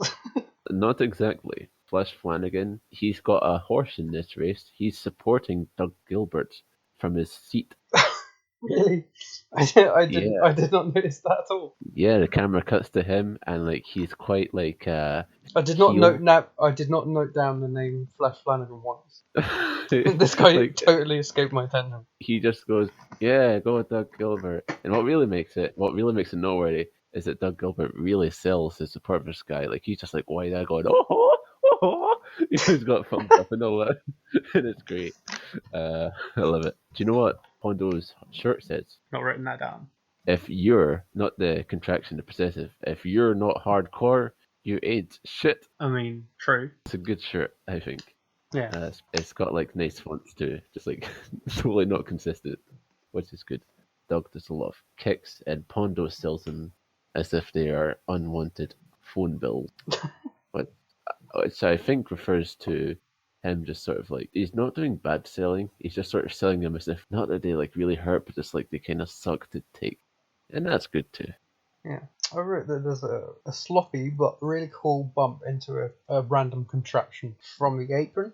In my opinion, sloppy is when things don't come off picture perfect, but they still come off. But clunky is when things don't really come off and the pacing is all off. But you can be a sloppy ass wrestler and still be fucking awesome to watch. Like Marcus Crane currently is sloppy. Schlack currently is clunky. Sure, I can understand that. Yeah. Like I myself have found that like a lot of like old wrestling generally, because the art form as such was still growing, or like they were taking more influence from like the arts with which they took moves. Like it's quite sloppy. Something that I sort of like see myself missing from modern wrestling, where like everyone sort of like knows exactly how you bump off of a suplex, and thus everything is exactly the same. You know what I mean? Yeah. I don't actively want to see people get hurt, but if you do a suplex in a way that looks way more dangerous than the average suplex, then I'm a fan, basically. You know what I'm thinking about now is that one time when I was watching the Real World Tag Finals from 2017, there was a very blessed team of Joe Doring and Taiyo Kea, and they were facing Wild Burning, Omori and Akiyama. Omori at some point gives Joe Doring a backdrop, and like it's near the ropes, so like Joe he grabs the ropes. When that doesn't like stop Omori lifting him, like he's up, he goes, "Nah." He just starts like fucking like thrashing around. He goes down for it, but he was resisting all. And it's just like, man, what a fucking mind for pro wrestling that guy has. Joe Doring. Vince, you don't know what you're missing out on, bitch. That's right. Send you home forever. Praise Like, Baba. could have built your What? company around that man. Oh, yeah, totally. Yeah, totally. I agree. What was his name in developmental? Oh, are you sure? He was Are you in. sure it wasn't? Yeah, What? that's right. He was in FCW, right? Yeah. Are you sure he wasn't just Joe Doring there? He might have been. I was just going under the assumption that WWE would choose a different name because they used like, to do that. Hold on, it's quite weird. I'll look it up. It's quite weird to think about that because like Joe Doring, not just in developmental, mind you, but also like for quite a lot of his All Japan run, was like he like had like thrusted tips. It's just funny to think about like his current look, where like he's such like a ardent cowboy type. Like to think that there was a time where he wasn't that. It's sort of like thinking like if Stan Hansen you know, like had like was like a dynamic dude like for 5 years before he decided to become like Texas guy. Yeah. Oh, he was only actually. Well, he didn't have very many matches in developmental. He only had like 15, and he was known as Drake Brewer in FCW. Drake Brewer. Oh, Yeah. that's right. Now that's an SCW name. Tell you what, I Yeah, it can fucking is. I can really just like Always faced Caval, aka Loki. Koval I hope NXT. WWE adds FCW to the fucking network soon so I can watch that. Yeah, I can really imagine Joe Doring being one of those guys who developmental absolutely would not get, and it makes sense because he didn't really fit into like. Of course, he's got the body, but like just like the way his brain works and the way he comes off, way he moves about, it's something that it probably wouldn't be gotten well by like you know, an American company. That's like, do you remember when he was defending? I don't think he defended it officially, but like he was against Moose when he was Triple Crown champion. Do you remember that? No, to be honest, I'm quite recent in my current All Japan Sure, watching. that's Yeah, fine. That's in fine. the last year or so. It was like he's like wrestling for one shot for like TNA. You know, when they just Okay. started being this strange promotion, they just like did like normal shows like an indie, and like he recorded this promo for the match where like you know he was sort of like he was like, Moose, you're a big tall athlete, and so am I. And just like it really came off like he is pained when he needs to speak, you know? And like that sort of translates to like his strange energy that keeps like you coming back to him in all of Japan. And it just like I can totally imagine like you know, Dusty Rhodes or some guy sitting there thinking, no, you're not for us. But they are for he is for all Japan, and that's what really matters. Yeah, I hear that some of the guys who get released kind of, because obviously fucking Johnny Ace is big in that company, so I hear that he can sort of do some deals for you to get you into Japan. Sure, I bet Johnny is. I think a lot of people take his Japan thing for granted, as in like they don't really. A lot of that sort of stuff is sort of like fetishization. You know what I'm saying? As in like it's like the thing like, oh, wouldn't it be great to have a great run in Japan where you're more technical than you were in America? You have Yeah, five yeah. star guys who have Sawa in their name, you know, and like Johnny started out with he has like an interesting All Japan run where he was like a constant thing, and also he was in stables and all that. Like, well, not just for like Stanhans, but also like Kobashi and like the Patriot, and that could probably use some more like interrogation and like inquiries and just like, oh, look at this. The Raw GM once had a 5-star match. But yeah, what's really worth some move though is like this match, but in a positive sense because it was good. It was, and then it goes straight into the main, and Yeah, then it has no. Doug Gilbert is not in the main, even though he just Yeah, won that semi-final match. yeah. This match has no bearing on the tournament whatsoever. Now, as in like Balls Mahoney pulling out has just fucked this up. I Yeah. think. However, I did, of course, check out the Powerbomb copy, and there was some added context. Doug Gilbert comes out, and it was basically kind of as I imagined it, that he comes out, but obviously he's not a good guy. He's a coward. He sees the way that the final is set up right now. There's barbed wire, and there's also electrical wire, old-fashioned fucking, surely blazing hot light bulbs Yes. from the Yes. fucking 90s, which I'm sure would intimidate anybody who's about to get into that room. So Doug Gilbert saw that and he decided like he didn't want any part. He basically just put it out. Right, okay. That makes a lot of sense then. So he has a good match, but he doesn't advance in the tournament because he bitch. So then we move to the finals, which is Axelrod versus Ian Run, boy, you know. And it's quite a nice setup because like until now the National Guard Armory was fully like the lights were up as if there was no show going on. So it had like, you know, just the normal indie show feel. But this time they bring the lights down to like emphasize that the light bulbs are turned on and they're active. I kind of assumed that they were going to smash a lot of these light bulbs, and I was like, so what's going to happen when like too many of them are smashed and you can hardly see shit? But they didn't actually really smash that many. They used them in a more interesting. Well, they smashed a couple, but they used them in a different way that you would be used to because they're switched on. Yes. These are fucking switched on light bulbs that would be Yes. blazing hot, and they use them. They just push them into each other's heads and Yeah, scorch they each use other. them for And yeah. these guys are getting real fucking scorches from this, no doubt. It's funny because like at the start of this match, when I realized what was going on, I just sort of assumed that it was going to be smashing the light bulbs.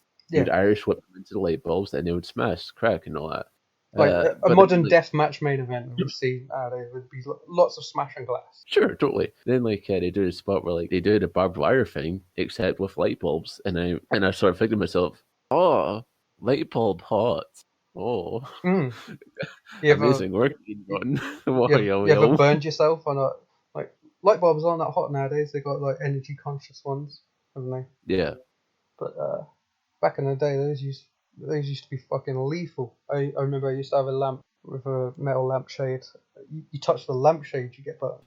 Let alone the fucking bulb. Yeah, totally like a metal lampshade too. Yeah, I remember having like I had like a wee windowsill lamp is what I had, and I don't think it was metal like the shade of it as such because it was one of those things where you could like bend like the wee thing. There wasn't like a lamp shade as such. It was just like the thing that covered the lamp, and like it wasn't metal. But it was like colored like silver, so it looked like it, but it wasn't metal. But even still, like just like holding on to it, just like you would definitely feel the heat a lot. You know, that's the price you have to pay to have a miniature sun in your room. But like, yeah. So I see this way to use the light bulbs here, and it is quite rich. You know, it's just like the way that it's sort of like sold. I shouldn't say sold because there's not a real way to work getting a light bulb in your head. Like Axel Rotten just gets it and he just like immediately recoils in like agony. Yeah. And you know, fair enough. You know, There's a lot like it seems very fucking real. The reaction is like, fuck, that is hot. totally, yeah. Just immediately just drawing back and just like no. These are the guys that can do some shit to each other, but extreme heat is bad for your skin. Extreme heat is bad for the skin. You know, it's fair to say that these guys can do shit to each other because it seems as if like the brotherly tension comes in here. You know, like Axel Rotten like sort of like has more oomph to his stuff because it seems as if he's like taking out some aggression. Like he like knocks him down and he goes, "Come on, Ian, warrior, you."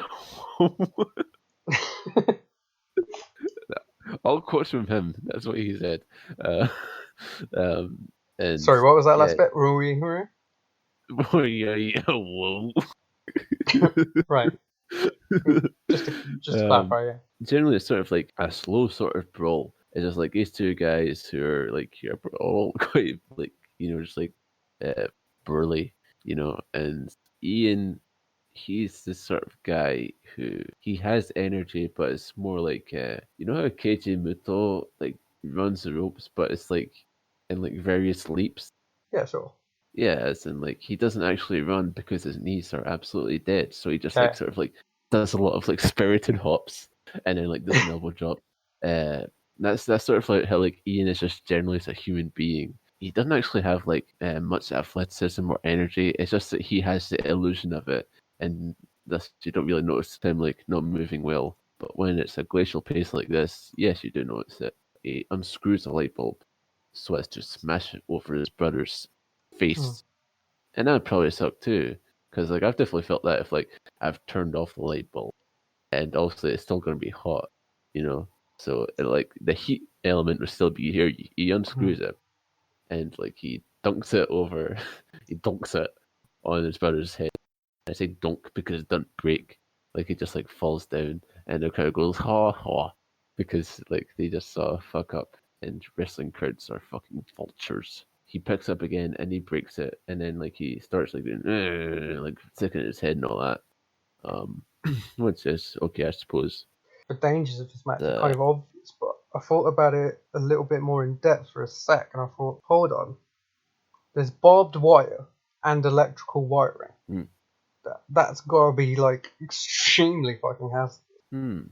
They don't really explore that because they don't really do like bumps into Yeah, barbed wire. there's no real touch into that, but like say a bit of barbed wire penetrated the rubber of the electric wire and connected with the electric wire, and somebody touched the bar before it. Like this is a fucking dangerous ass match, and I can kind of understand why I've never actually seen anything else like this in my life. Because there is a lot of possible consequences that could come from it. That it's just extremely not good. Yeah, why don't I just stick to very gingerly piercing my brother on like this like lone piece of barbed wire that's away from everything else? Yeah. So this situation you present, where, like this very like dangerous proximity between this wire and this other wire. You know who that does not like prevent from coming in? It's Doug Gilbert, because he just slides right in there, and what he does is like He gave Ian a pile driver first. and the referee's distracted, so he can't DQ Axel Rotten for this. And then would he give a DQ? It's fucking King of the Deathmatch. No, but it's just the same sort of thing where like why does the referee have to be distracted? Yeah. I wrote that he runs off like a cartoon villain because he kind of like totally. He's like fucking Dick Dastardly or something. He's like yeah, that's it. And then like they do some more stuff, and I can't remember exactly what it is that Ian and Axel do to each other, but there's another like impasse that they're at, and then Doug Gilbert comes in again. It turns out he's an agent of chaos because he pale drives Axel as well, and that's when he goes to the ring and goes like doing a wide-eyed laugh at the screen, and it's amazing. And then here comes the big finish, the decision of the King of the Deathmatch. The referee starts a 10 count. Axel does not get up. Ian does. Yeah, is that how it happened? Because like, Ian wins now. Really unclear stuff. Yeah, it's literally because like they're both like at the count of like 8, and Ian like sort of gets up and he's not fully conscious. He's just like on his feet. Meanwhile, Axel is like just like holding the rope, so he is still knocked out, and it's not a good finish. It's very strange. I like Doug Gilbert's whole like thing, but like it's not a good finish for like this match, which is not good. Yeah, then him coming in and attacking them both, just like it's kind of a what's the narrative here? Well, I'll ask you something. Was that question answered by the Powerbomb TV version? Not really, as to why he attacked both of them. Gilbert and some other guy beat them both up with crutches, and then Doug talks on the mic for a bit. There's my boy Flash Flanagan. Yes, that will be some other dude. Yes. Doug talks on the microphone. Couldn't make any of it out, even on Powerbomb TV. So. Did you? And that's wraps it up. Unless you got anything else to add. Not about this match, no. An interesting show. Did you enjoy it on the whole? On the whole, I think it was quite an interesting show. I liked the matches. The main event sucked, but that is what it is. It's like I wouldn't say that. I would say my main event was a favorite match of the night, just purely because of the surroundings and the stipulations. Like the finish was fucking terrible. Don't get me wrong, but just the visceral shit of like blazing hot light bulbs that I remember from being a kid. There's a bit where Ian's forehead gets touched by one of the light bulbs just briefly, and I swear I hear a fucking sizzling sound from like the blood on contact with it, and it's that's just like cool to me. Definitely my favorite match of the show, even though it's kind of fucking stupid. It's all stupid, but it's cool. It's all stupid, but something. Yeah. Let me tell you something. Like my dad has this friend called Arthur, and Arthur used to be a journalist. So that's how we became friends. Is because he took interest in my studies, and Arthur was over at my house our house one time, hanging out with Dad, and I said I'm gonna watch some wrestling, and I put on some All Japan, like a prime like 1982 trios match, Misawa Kobashi Kikuchi versus I think it was Gordy Williams and Richard Slinger. I was watching it, and Arthur's like, "You don't really watch that, do you?" And as in just like all this pro wrestling, like all the years of like making this stuff like sophisticated, of like having stuff has critical acclaim, that has layers, It's useless. All this shit is stupid. It's all fake bullshit. It's a carnival at the end of the day, you know? Yeah, And you like, could be watching the best fucking shit in the world, like Prime All Japan, and somebody will think you're a fucking weirdo. yeah, Still, it doesn't matter what you're watching. absolutely. So We're all like, there's fucking. What I want you to take away from this, the listener, is that you're a fucking weirdo, mate. you're a fucking weirdo. Why are you listening to us talking? What are you doing? Uh, no, Joe Doring voice. You're a weirdo. So am I. But yeah, Yeah, an would interesting show. It's pretty walk and brawly first round. Couple fun bumps, not as many as maybe we'd like. Wacky final. American Deathmatch tournaments definitely get better as we go on. So I'm looking forward to getting to 2002, where I know for a and fact that CZW's first tournament of death is very fun and it's got some fucking mental spots in it, and uh, there'll be a lot more to discuss. I think when we cover, there'll be a lot more to discuss in other shit further down the timeline. we've spent like quite a lot of time, analyzing this show. So I think it's high time for a different perspective, and that's coming from Cage Match Inmate is just wrestling who What? wrote on 09/03/2017 with a rating of 4.0. For the first tournament of its kind in America, this is a very historical show. However, half of the tournament's roster is nearly unforgivably underwhelming in these sorts of matches. And out of the guys who are alright at this style, more are accustomed to walking brawls and crazy bumps and spots. The final is pretty good, considering Axel is typically useless in death matches. A pretty important show, definitely worth a viewing, but not really anything to leave you coming back for another viewing. And that is the gospel from the biggest cage in the world. The biggest Cage cage match. in the world. The one review ever.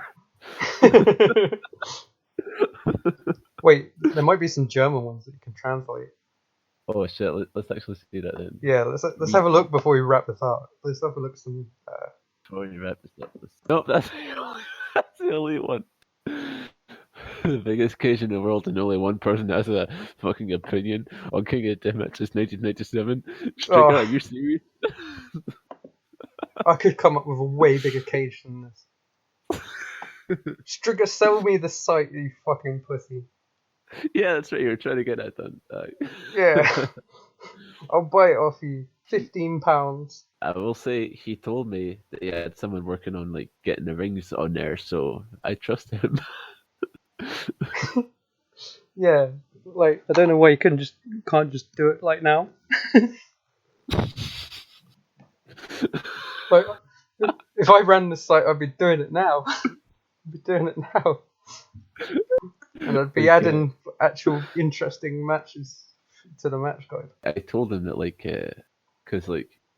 because I'd been watching like ring shows that I downloaded, and I'd been like filling out the results as they happened in front of me with like match times and all that. It's like I posted in a DM one time, like I actually included all the affectations of cage match Yes, because I like saw this. if there's ever like a round fight, I put rund. Just because just good to have that, and like I sent it to him. Besiegt. For, He besiegt. I don't think I went that far, but I should have. And I sent it to him, and like I said, hey, Strigger, if you need any help doing the ring stuff, I've got the stock here. And he said, wow, I can't access it. So Why that you couldn't access it? yeah, he couldn't access it apparently because like I don't know, maybe I fucked up the glitch use like that, and because I have anxiety, I didn't decide not to retry. Oh. But yeah, maybe Give it another go one day. As long as you don't give any pro-Islamist statements, I'm sure you should be fine. I'd forgotten that happened. Ew. Okay, Wrestling Twitter banter. wrestling Twitter banter. But yeah. Eva, what do you have to promote? Listen to Grime. It's good. And Yeah. watch death matches. They're good. And my Twitter is Eva_K00L, which is a cool username because if you look closely, the K00L kind of resembles the word cool. Which is an adequate adjective for you. Why, thank you very much. I would never say such a thing about myself. Yeah. Do you have anything to promote? Yes. I have my VK channel, which is where I am. To be honest, I wanted to never say those letters on this podcast because I'm worried that the Gabe Sapolskys of the world. Of course, I'm followed by Gabe Sapolsky, so but you never know. Gabe Sapolsky knows about VK. He's one of the only few promoters that. Yeah, Gabe, you may not know it, but at this moment you're listening to this podcast. Gabe, I love you, man. Gabe, fuck you. Whoa, man. That's some sports entertainment shit, not pro wrestling.